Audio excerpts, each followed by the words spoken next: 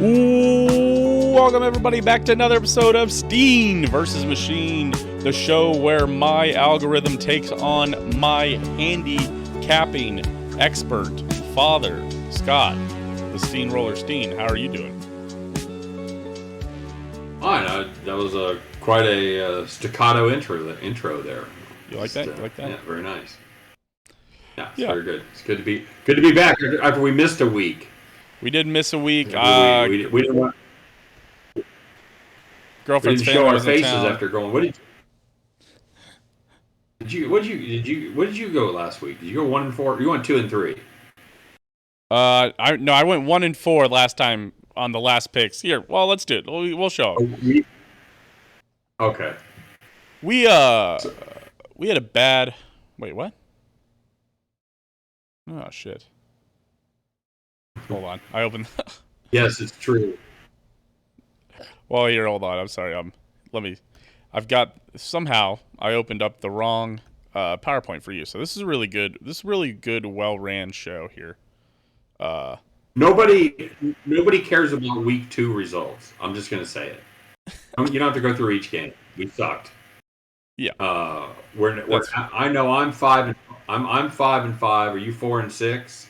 Scott, I've got you at 0-5 last week, or week 2.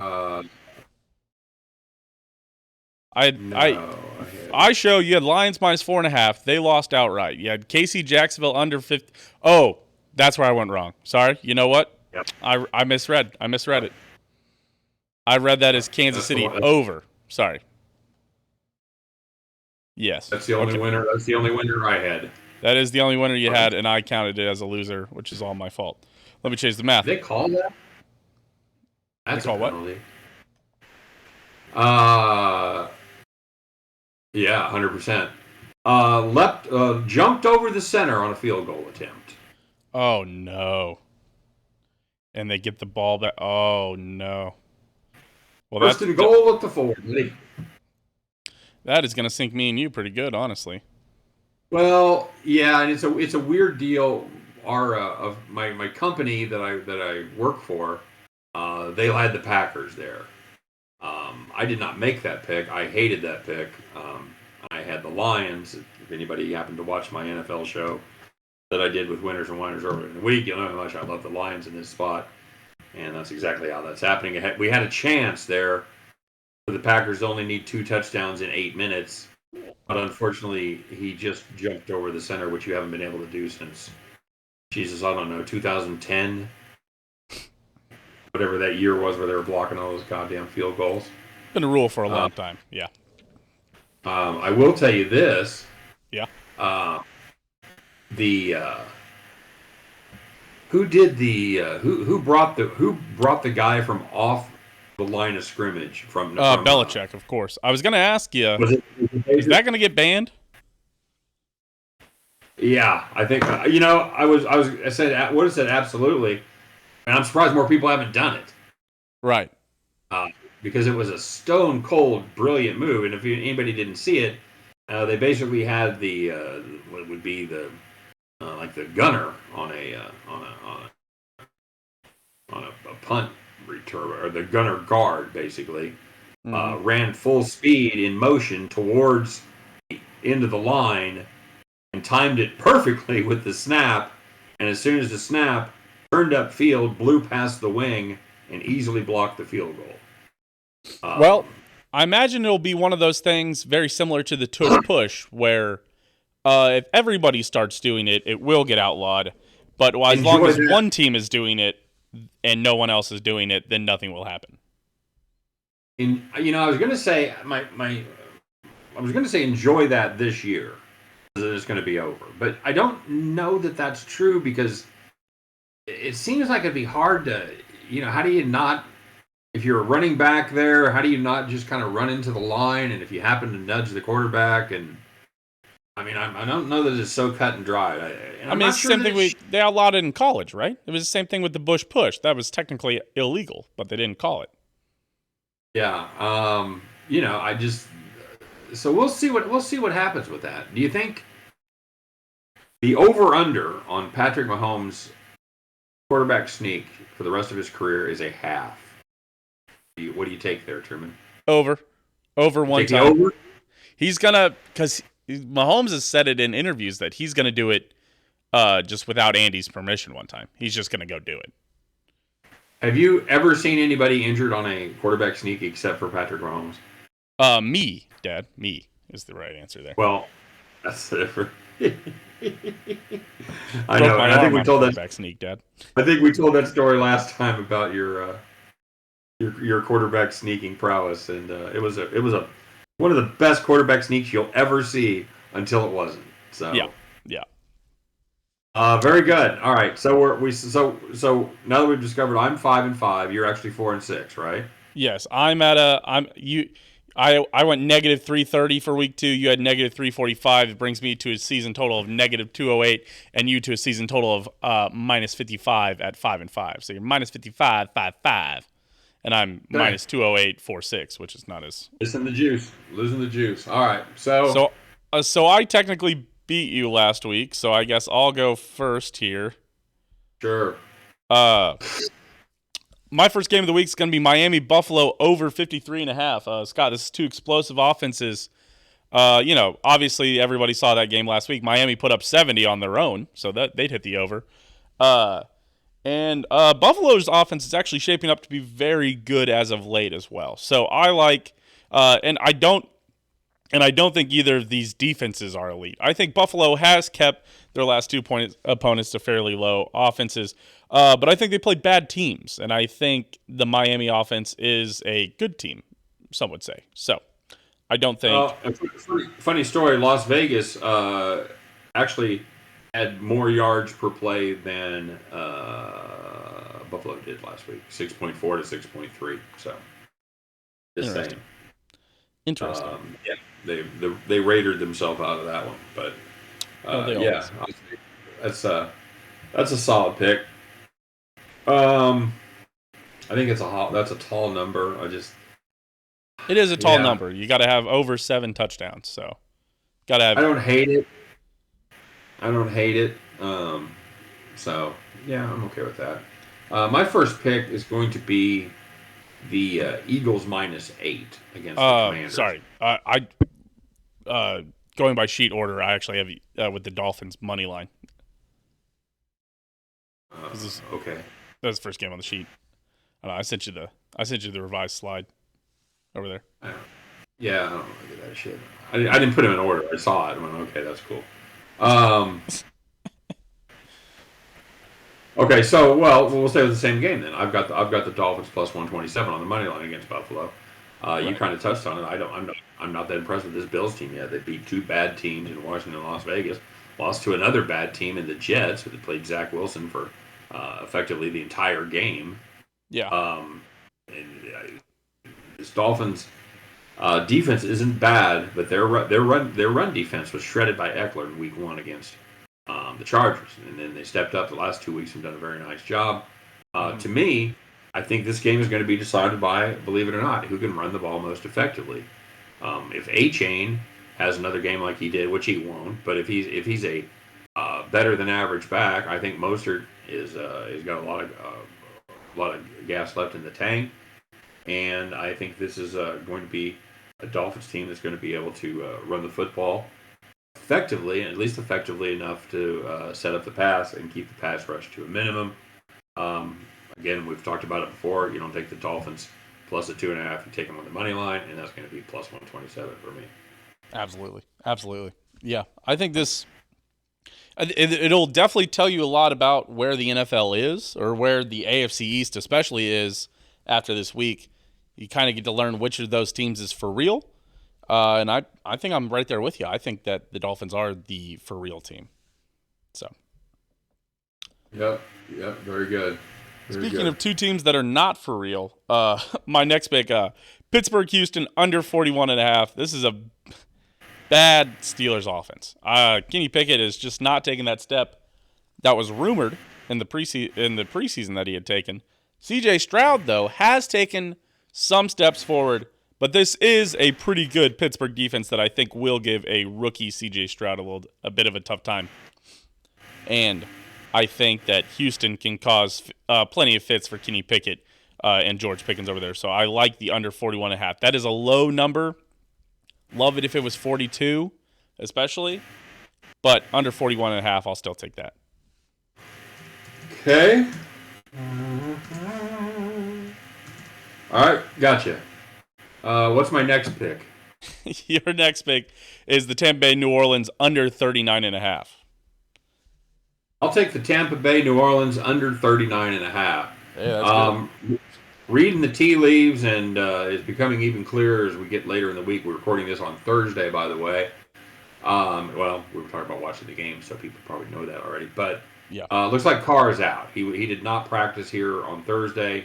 It looks like it's going to be famous Jameis throwing some crab legs. So Jameis Winston is what we call a high variance quarterback. Right. He's going to get some completions, but he's going to make some bad throws, and those bad throws tend to be drive killers. So I really think it's going to be hard. It's hard to see either one of these teams getting much going offensively. Both of them have way better defenses than they do offenses, and I'm going to play the under 39.5 here. Absolutely, and I'm right there with you. That's my third pick is actually the Tampa Bay New Orleans under 39.5 for so many reasons of what you said. Just missing explosive pieces. Although Alvin Kamara being back will be an interesting fold to it, but obviously probably on maybe a bit of a snap count or kind of trying to warm them up. So it also means they're going to be running the football more.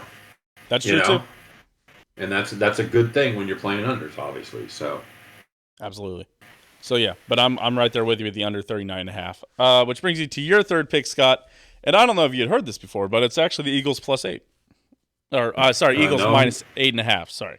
I wish it was the Eagles +8. It'd be Pink Slip City, buddy. Oh yeah. That would be a large play, as they say.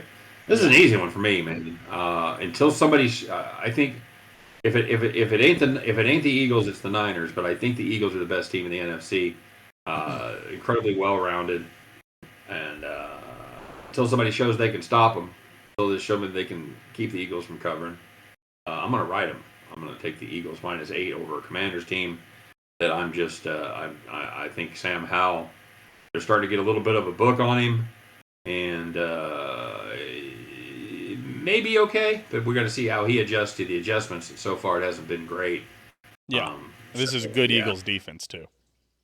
Oh, that's what I'm saying. As far as both sides of the ball, I don't think there's a better team. I think San Francisco gives them a run for their money. I think that's a pretty well-rounded San Francisco team with an offensive mastermind there.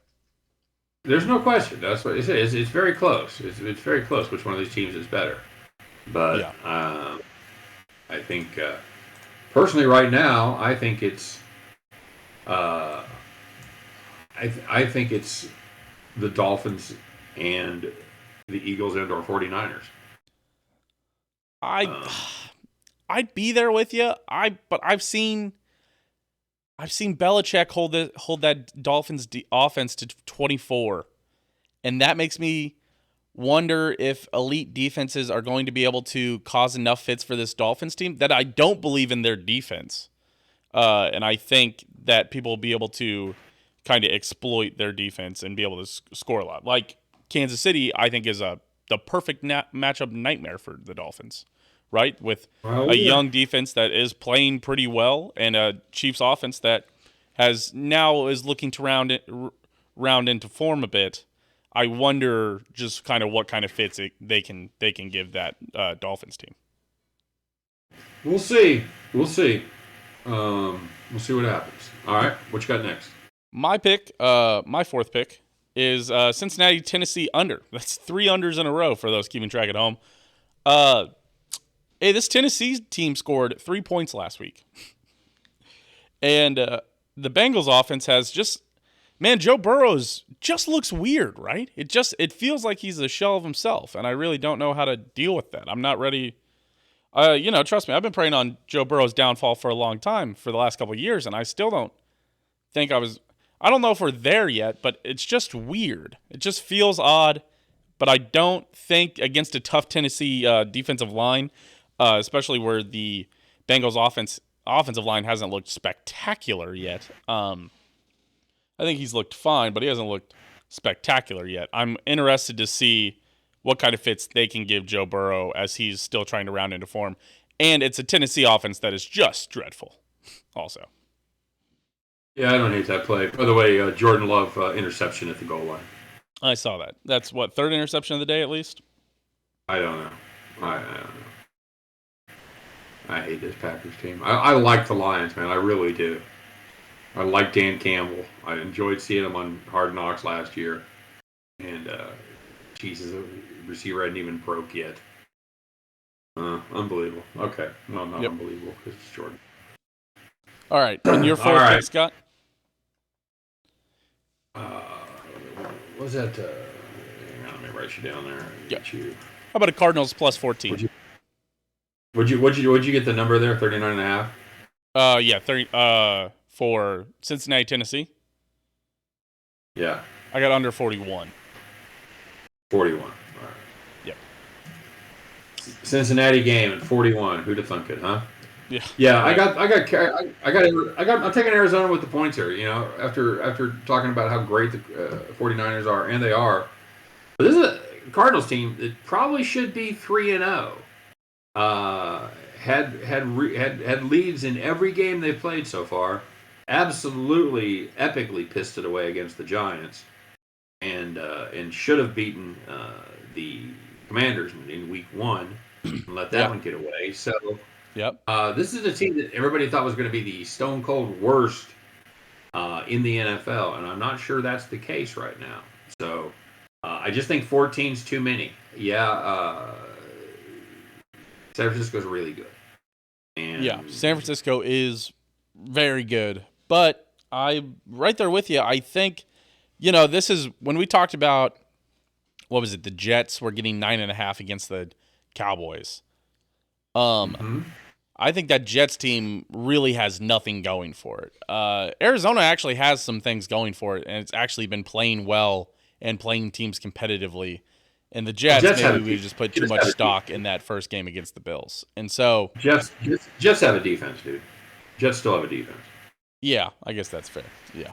But I like what I'm trying to say is I do like your Cardinals pick here of plus 14. And Shanahan just won't run it up. It's not a run it up kind of offense, No, it's not. No, they let some guys loose. They run a lot of slants, and you get guys out of position. You get those old San Francisco plays of old. Those 8-yard slants that'll break as they split the defense. But obviously Arizona's 3-0 ATS, and San Francisco's done a good job of covering the number. They're 2-0-1. But I just think 14 points is too many. This is an Arizona team that ran the ball down Dallas's throat. Absolutely just stoned them. 185 yards on the ground, 5.6 yards per carry. And that was a Dallas defense that everybody said was pretty good. And they were not. So I think that Arizona's going to have enough for them. I think they want to kill the clock and keep the San Francisco offense off the field, and I'm thinking they're going to keep it close. Enough. That's fair. All right. Brings me to my final pick of the day, Scott. Here I've got the Seahawks -1. They're at the New York Giants. Giants team still not very good, especially missing Saquon. Seahawks team looks to kind of have found something these last couple weeks. After that come from behind win in Detroit, a win last week, I'm feeling better about the Seahawks. Okay. And so I'm in on Seahawks -1. All right. Yeah, I don't love it. I just don't love that game. So it certainly could be a good pick. I just there's two teams I really haven't got a handle on yet, though. Fair. So, all right, we'll see. I'm gonna close it with a homer pick here, Truman. If this ain't the kiss of death, I don't know what will be. I'm gonna take the Chiefs -8 in the hook as they travel up to Jimmy Hoffa's burial ground and take on the Jets. Jets. This is more. I like the way the Chiefs are playing. Played good football last week. It didn't really mean anything. It's a lot like saying, he's looked really good in practice. Chiefs put up fucking hang a 40 on the Bears. It doesn't really mean shit to me. By the way, it could have been 42-0 at halftime pretty easily. Yeah, should have been. Should have been. Chiefs could have hung a 70 on them. I don't say that lightly, but I do believe they could have scored 4 touchdowns in the second half if they. But this is not Andy's style. No. Can you imagine if Mahomes got hurt in a 56-3 game as you're trying to get 70 for no apparent reason? Oh yeah. So no shot. No shot. Well, no shot. And I also think that Andy likes to keep I think he likes to keep his plays close to his chest. I think he's an innovative play caller, and I think when he goes up, I think he doesn't want to show you anything. I think I saw a theory that McDaniels might have unloaded the clip last week to give Buffalo a million things to prepare for, and I think Andy always goes the opposite, where he gives you only as much as you need to prepare for, and then he'll keep his wrinkles for next week. Yeah, and I got to tell you, that is one of my concerns about this game, is that he will keep it so vanilla that he'll build up a 21-3 halftime lead, and then do his Andy Reid thing, take his foot off the gas in the second half. We punt 4 times, defense gets tired, give up 2 meaningless touchdowns. 24-17 final score. Yeah. Yeah, that's exactly right. 27-20, something like that. So I do worry about Andy's propensity. In real life, this might be a good first half play. You're probably going to get first half, I don't know, -5.5, maybe 6. I haven't looked at it, but I think that may be the better play. But I think this is a good Chiefs defense, and like I said, this Jets team just has absolutely nothing going for them on offense. They have Garrett Wilson, a fine receiver, and nobody to throw him the ball. Absolutely. All right, so to recap, Scott, your picks this week: Dolphins money line, Tampa Bay, New Orleans under 39.5, Eagles -8.5, Cardinals +14, Chiefs -8.5, and I've got the Miami Buffalo over 53.5, Pittsburgh Houston under 41.5, Tampa Bay New Orleans under 39.5, Cincinnati Tennessee under 41. Jeez, that's a lot of unders, and the Seahawks -1. Pray for the defenses. That's my motto for the week. If I see a score on red zone, I'm freaking out. I need to see more interceptions on red zone. You know what I'm saying? Well, and that's something we've talked about in past years. If you're having trouble, if you're struggling with your NFL wagering, look at what you're playing. See if you're playing a lot of favorites. See if you're playing a lot of overs. And if you are, you need to stop. If you notice our plays, I've got 2 dogs and under, and 2 favorites. Right. And my 2 favorites are arguably the 2 best teams in football. At least they were last year. Right. So because it's not fun to root for unders, and you always think, and if you bet for favorites, you always think they can cover more points because they can always score again.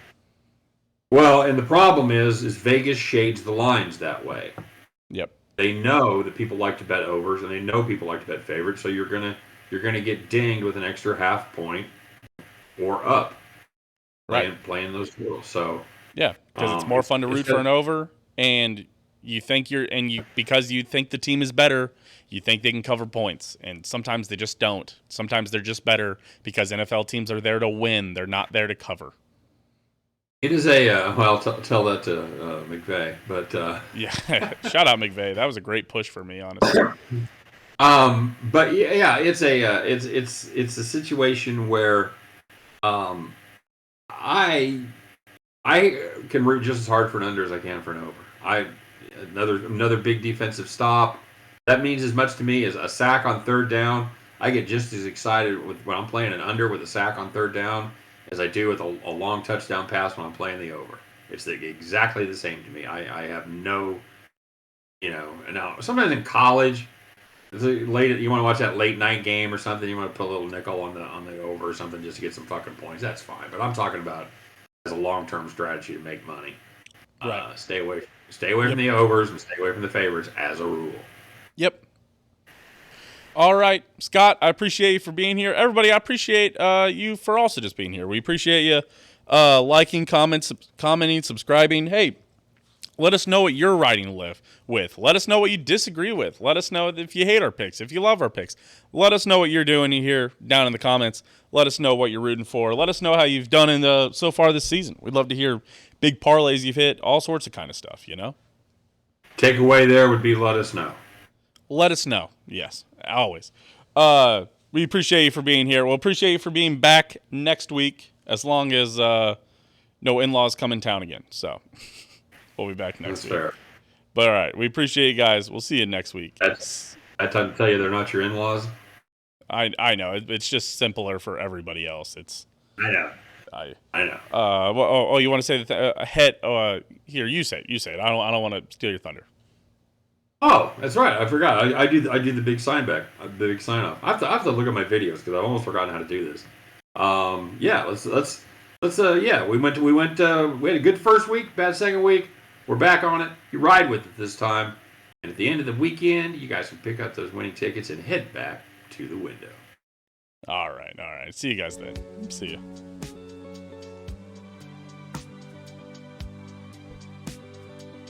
Oh.